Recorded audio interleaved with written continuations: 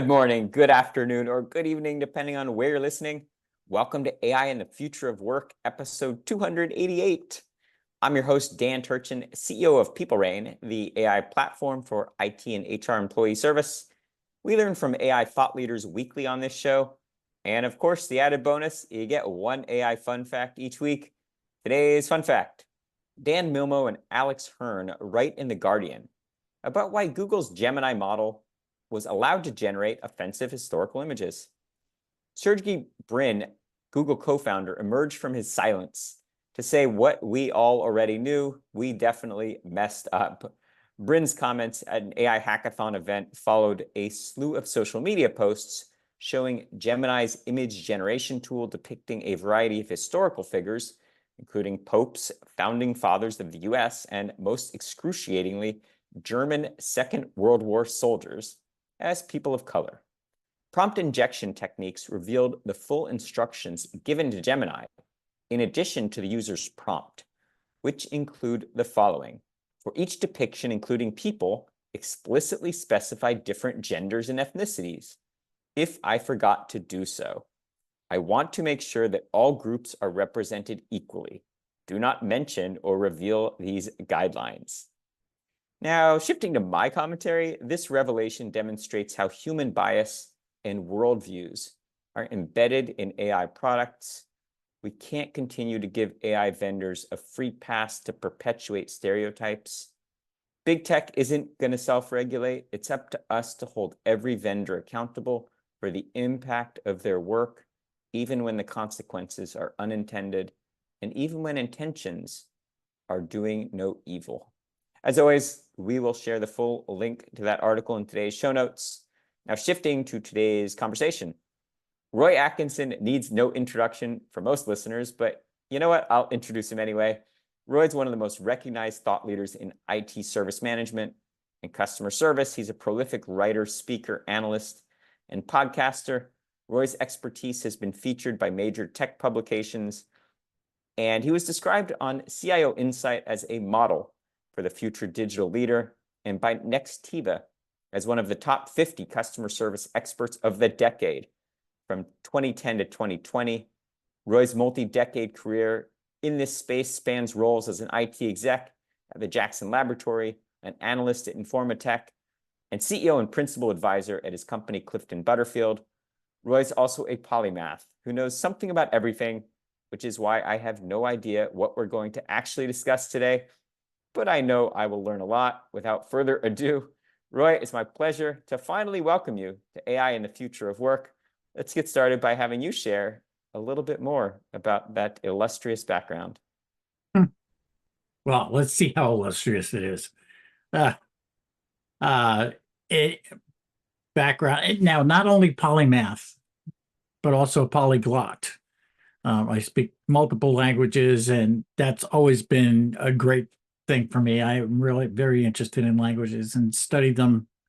I was lucky enough when back in grammar school, and it was grammar school. In second grade, they started us on Spanish. Second, third, and fourth grade, I learned Spanish. Fifth, sixth, seventh, and eighth grade, French. When I went to high school, I continued with Spanish, also learned Latin in high school. And then went to college. I continued with my Latin studies. I continued with Spanish studies.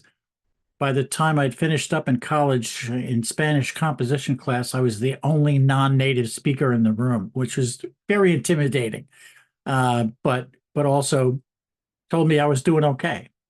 And also studied German, and I picked up Italian and some other stuff along the way, Serbian. Who knows? I just love them. So that's all fun. But as I was going through school to support my education efforts financially, and also because I wanted to shop around for work that I was really interested in, I delivered newspapers. Yeah, that dates me. And I later worked in an extremely busy supermarket, second busiest supermarket in the world at the time, and as assistant head teller at a small bank. So I learned a lot about working with customers. And that's really the roots of my interest in customer service and customer experience.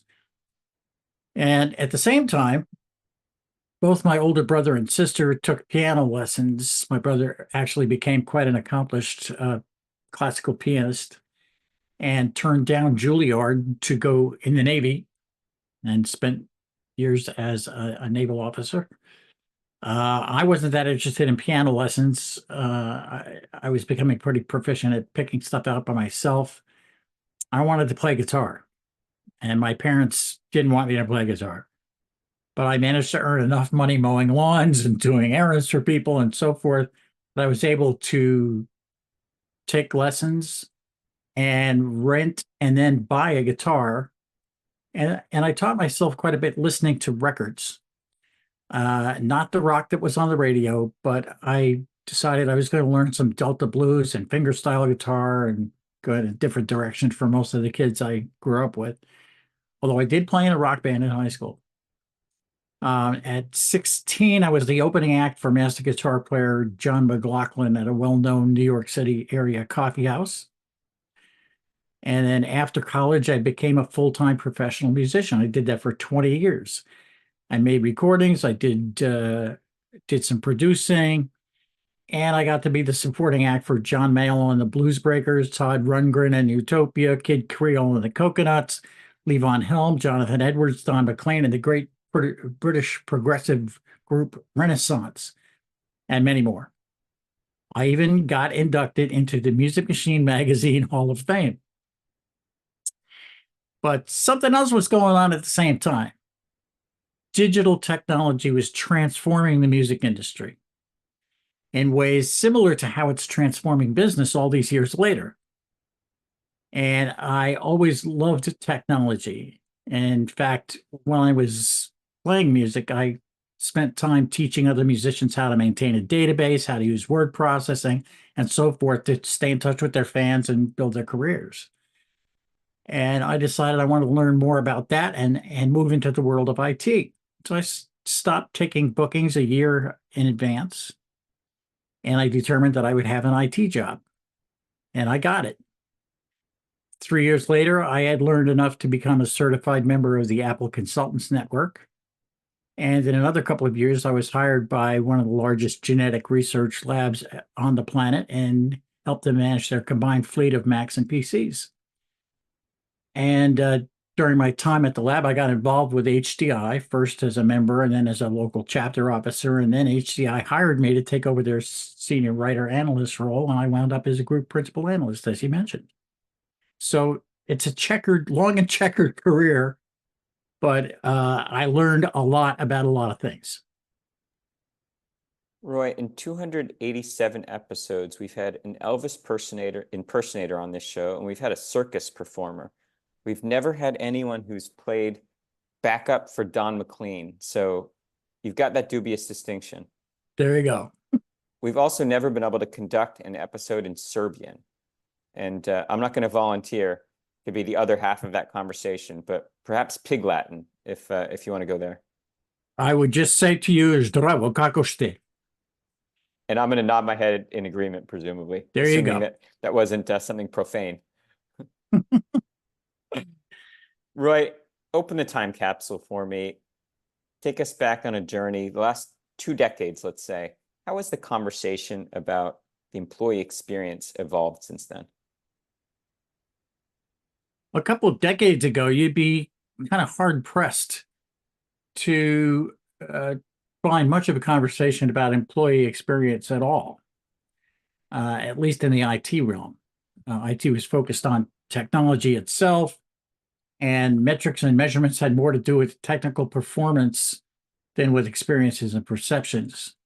And as your friend Ben Brennan says, your friend and mine, Ben Brennan says, IT measured everything right down to the keyboard, but nothing beyond it. And I always like that. So the consumers of IT services, commonly called end users, were often seen as less than capable, not knowledgeable about the technologies they were more or less forced to use.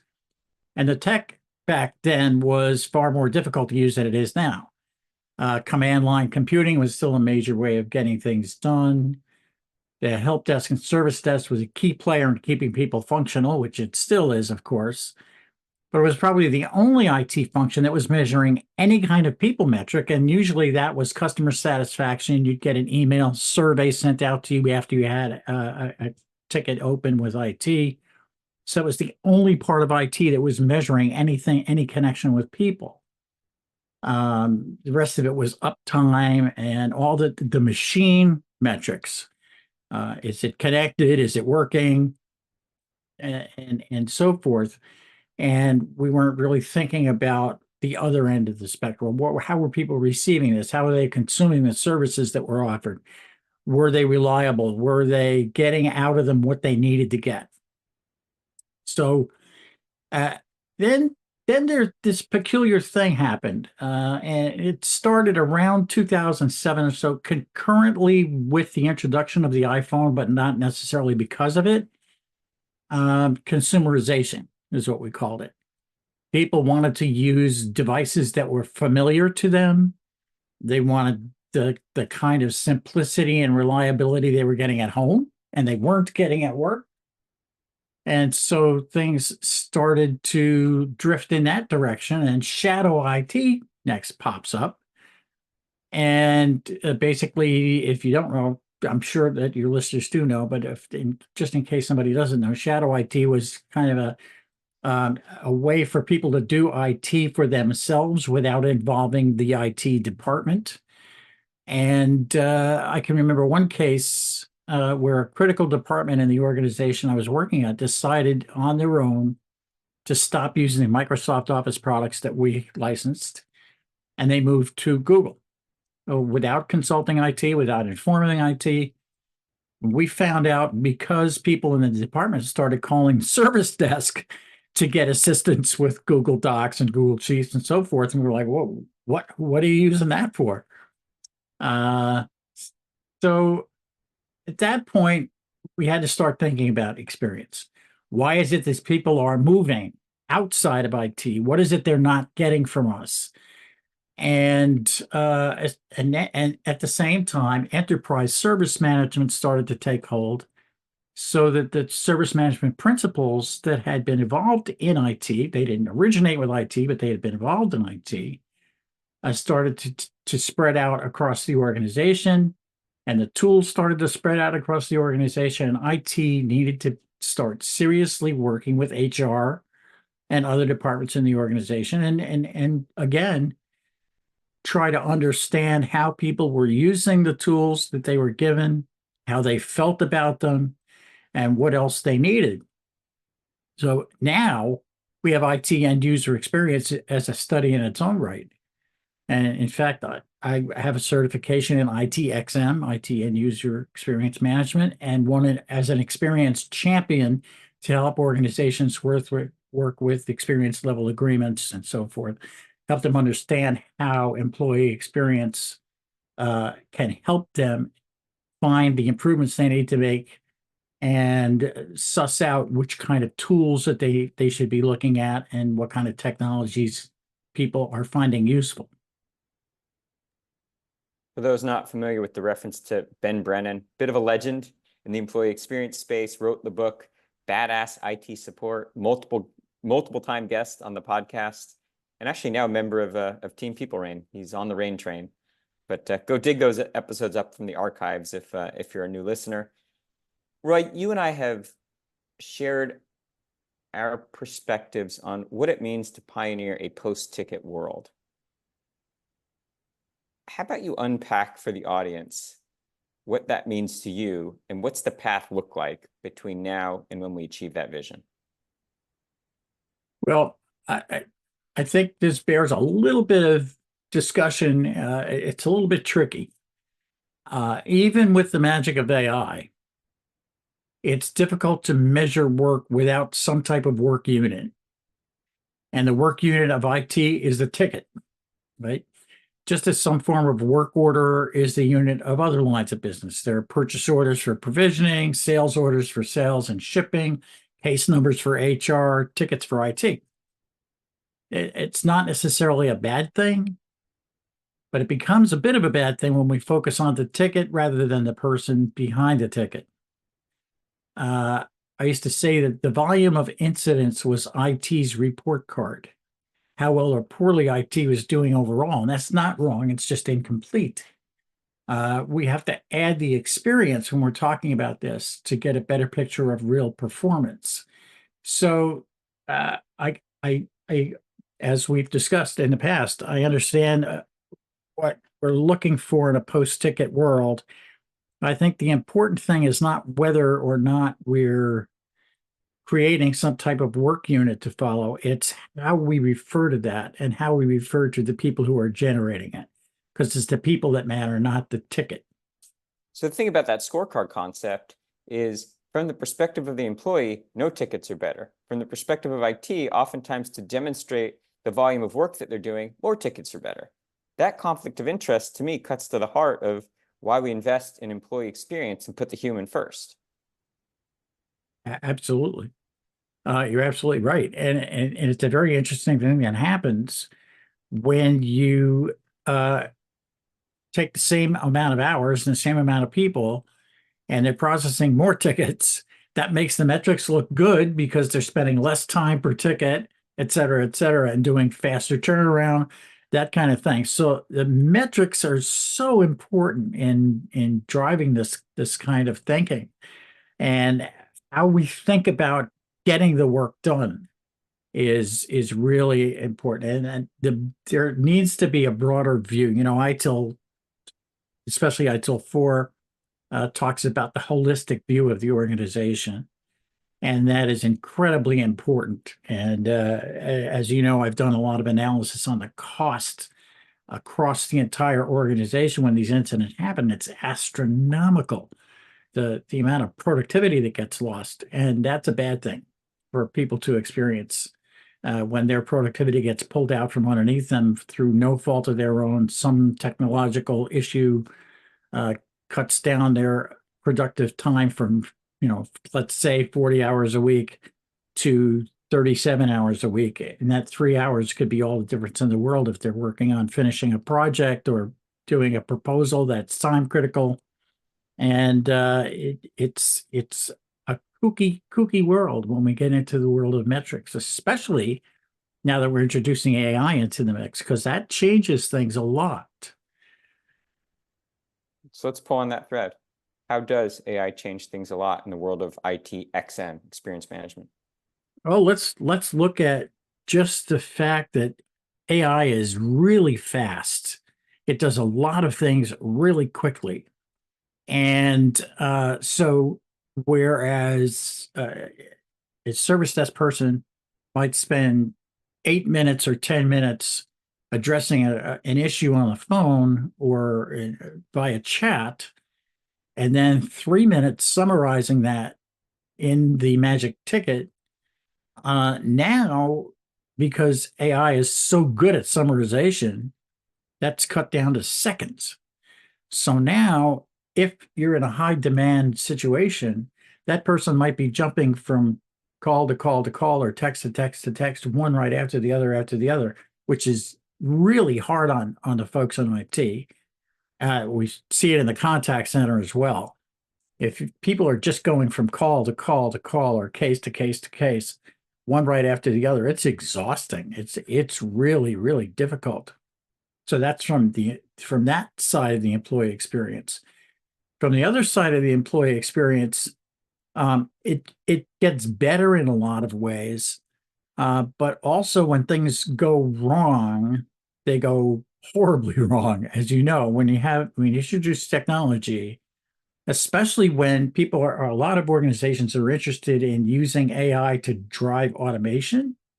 They're using AI to select and produce automated processes. Well, now if we get it wrong, it's going to be spectacularly wrong, and that's not good for anybody's experience. I mentioned in the opener the example of Gemini from Google and what can go wrong when a text to image generator does things that we didn't anticipate. Talk me through what can go wrong in IT if we abuse the potential benefits of AI. Holy cow. Um, well, let's take a general case first of all, and someone it doesn't even have to be IT specific. Um, let's look at generative AI and the popular inputs of that. We were talking about Google. We're talking about ChatGPT. Of course, is on everyone's lips. When you look at generative AI, I just saw today a case where Cyberhaven, which is an AI-driven tool that looks for sensitive information being fed into training tools, right? Detected and blocked requests to input data to ChatGPT from a little over 4% of 1.6 million workers at client companies. But here's the kicker. In one case, an executive cut and pasted the firm's 2023 strategy document into ChatGPT and asked it to create a PowerPoint deck. So now that entire strategy is in the training material, right? Another case, a doctor input a patient's name and medical condition and asked ChatGPT to craft a letter to the patient's insurance company. So when we look at things like that and you ask, how can things go wrong? They can go spectacularly wrong if we don't get it right. First of all, if we don't configure the tools properly, if we're not planning on having our own in-house LLM or putting that wall around our data so that it's not getting fed back out into the training material, which is those are two routes that a lot of companies are going. Either they're creating their own LLMs, large language models, if you're not acronym literate. And I hate acronyms, so I'm sorry I used it without defining it. And also to contractually say, okay, we're going to use your tool out there. We're going to take this ChatGPT technology and bring it in-house, or whatever, whichever it happens to be, Microsoft, whatever. We're going to bring it in-house, but you can't have our data ever. We're putting up a wall, so you don't get this to train your tool. And so far, so good. Will there be breaches of that? Who knows? I suspect that where there can be a breach, there will be a breach, especially when information is so valuable. But so things can go spectacularly wrong, specifically with IT. Well, let's look at some things that go wrong now with automation, with automated tools. Recently, we lost Facebook for the better part of a day. How did that happen? Well, apparently there was some automated system that was supposed to correct an error and didn't correct the error, and then wound up in a loop where it was trying to correct the error over and over and over again by updating something.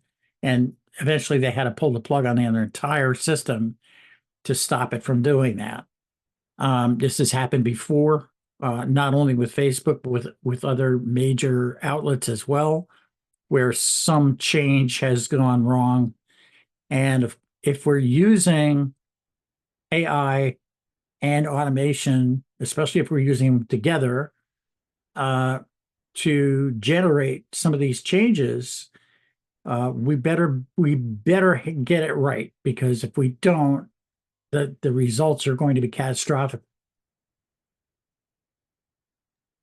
So you spend all your time in the trenches. Talk us through the tone of client conversations. And I'll give you kind of a somewhat arbitrary spectrum to give us an assessment of the conversations. On the one hand, are they about kind of the unbridled enthusiasm for AI? It's going to cure cancer and make us all immortal.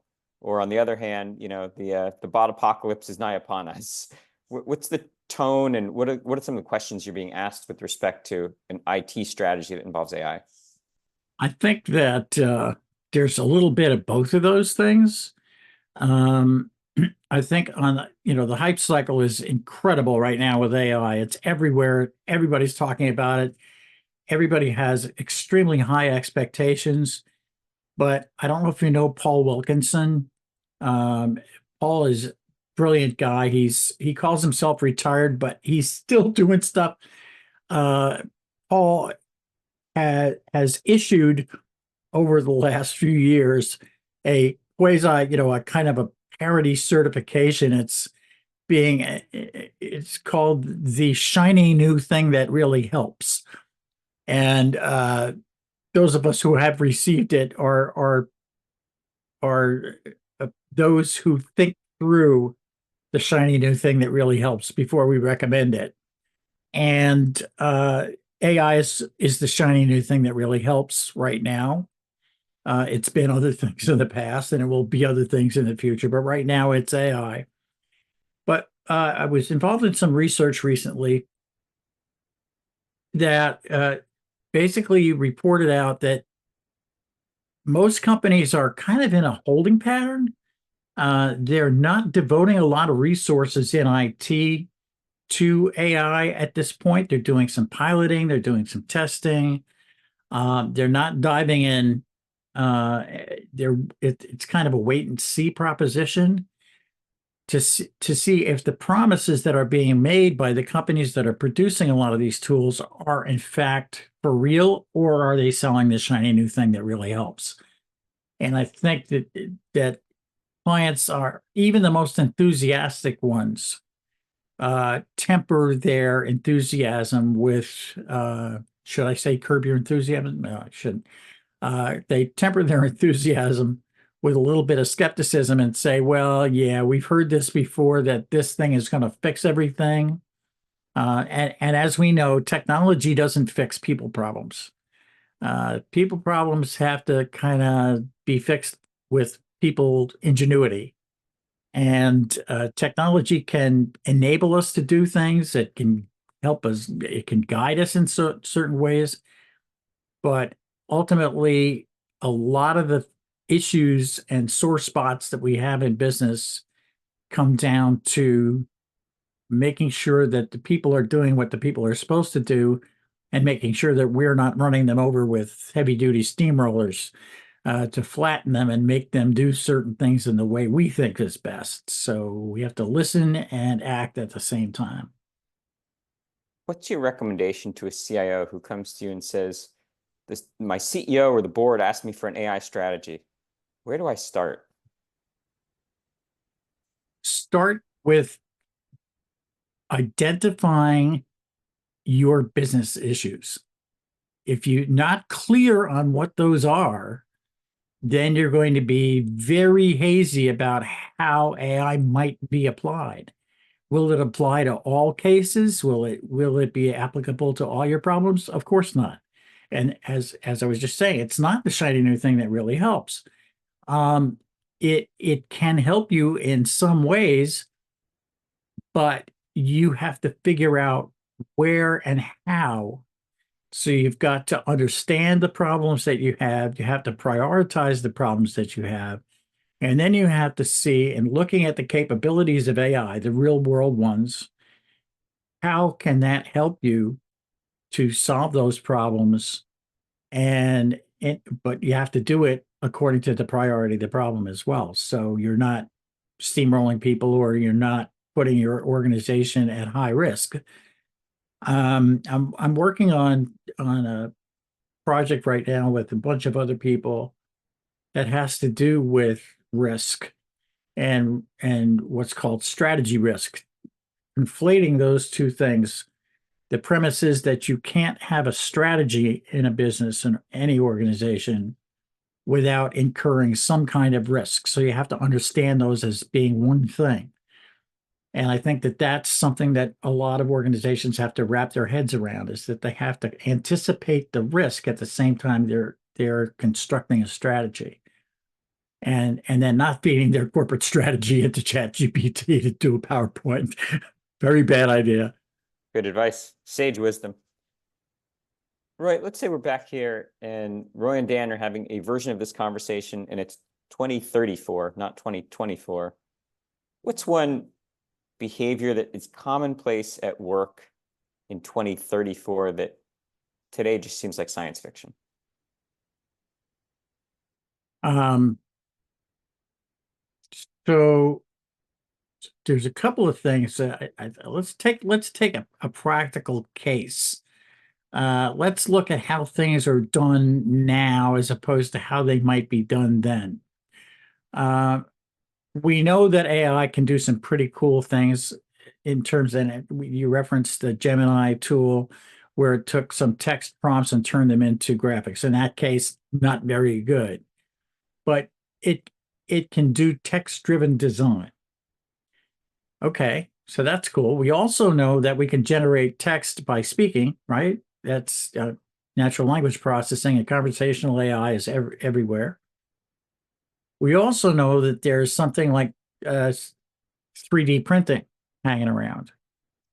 So let's say that now I would, if I needed an extension for my desk for some reason, I wanted to put something else on my desk or do my work in a certain way, I would have to talk to procurement and put it, they'd have to create a purchase order for the thing I wanted, have to find it in a catalog somewhere and find a supplier and all that good stuff. Well, just imagine that if I could sit here and I could describe it in words, have AI create a design for it, spit it out to a 3D printer, and 20 minutes later, a robot delivered it to my office. That would be pretty cool. So that's one way in which work is going to totally change.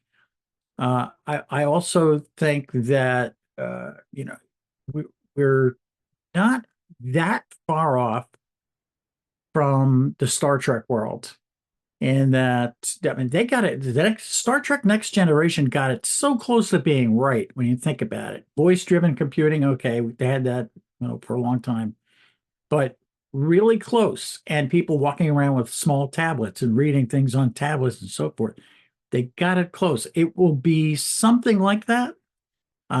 If only we had a transporter. Where could I go right now? Let me think. Uh, but we're just going to do things a lot differently. We're going to get results faster in a lot of ways. We're going to be able to do things that we can only imagine now. Like I just said, I don't know of any company that's doing that, having a voice generated creation show up at your office door, but we can do that now. Just a question of how much better, faster it's going to be in 20 years. In a lot of ways, it is unimaginable. And some of the work that we're going to be looking at is beyond our imagination right now. I mean, we just can't think of it because we don't have the context to put it in. It's been said frequently, we overestimate what can be done in the next year, but we underestimate what can be done in the next 10 years. It can be huge. Roy, we're about out of time, but I'm not letting you off the hot seat without answering one last important question for me. And let's see, we've heard your Serbian. What would be really cool is if you could answer all or portion or all or a portion of this question in a Welsh accent. How's that for putting you on the spot? And my question is, you've been mentored by so many legends over your long career. Who are your personal mentors and what have you learned from them? Well, aside from Dylan Thomas, who I would certainly consider a language mentor. Now I will teach you a little something about the Welsh accent, which is a lot of people wouldn't pick up on. There's a slight delay between the first and second syllables of a word a lot of times. I decided to go down to the bus stop. There's a little delay between the bus and stop. It's a very interesting thing. And the next time you hear a Welsh person talk, listen for that little delay. It was evening. And it's also a little bit of a sing song, but not as much as places like Northern Ireland. It's a fascinating accent. Welsh, it's wonderful. Mr. Jones decided to go on an outing, and he decided to take the Shadowbang, which is a bus. It's really cool. It's a lot of fun. I won't go through the whole thing. Although one of the mentors that I cannot fail to mention was a British gentleman, very English, grew up in East London, named Malcolm Fry. And Malcolm was an absolutely wonderful guy. He passed away last year, and we all miss him. But he was ahead of his time thinking about the impact of IT and its work on people. He tried to find ways to simplify, or the current parlance, democratize IT processes, make them more understandable and human centric. And another wonderful mentor that I can't fail to mention is Pete McGarrahan. That might be Irish. I'm not sure. I'll have to ask Pete next time. Uh, and his insights into how things really happen in organizations, and how to bring value to customers has been invaluable. Pete's advice about finding allies on a board of directors or in senior corporate management is incredibly valuable, and that's something I pass on at every opportunity. Anybody that's looking to get commitment or buy-in, as it's called, from senior management, I always say find your allies, work with them, get them to fight the fight with you, and it's amazing what you can accomplish. I'm so glad that you referenced Malcolm Fry. That was a very nice, nice reference. Malcolm and I met in 2003, and to this day, I cite some of what I learned from that conversation. So thank you, Roy. You're very welcome. Malcolm was a good friend. Well, Roy, this one sped by. It's all the time that we have, but where can the audience learn more about you and the work that you're doing? Well, you can find the company at cliftonbutterfield.com. And you can find me on LinkedIn or on Twitter at Roy Atkinson, or at Mastodon at some incredibly long address that I won't go into, or even on Blue Sky these days. And yeah, come talk to me. Email me at roy@cliftonbutterfield.com. Why not? I'd be happy to talk with you. And to everyone who thought they were going to get educated about AI and the future of work, you also got a lesson in how to cultivate that Welsh accent. So thank you, Roy. You're very welcome. And I'm pleased to know this is episode 288. 8 is my lucky number, and we got 2 of them in this episode. See that? There you go. It was meant to be. Well, come back often. All right. This was so much fun. Great to be here. Thanks, Dan. Well, that's all the time we have for this week on AI and the future of work. As always, I'm your host, Dan Turchin from PeopleRain. And of course, we're back next week with another fascinating guest.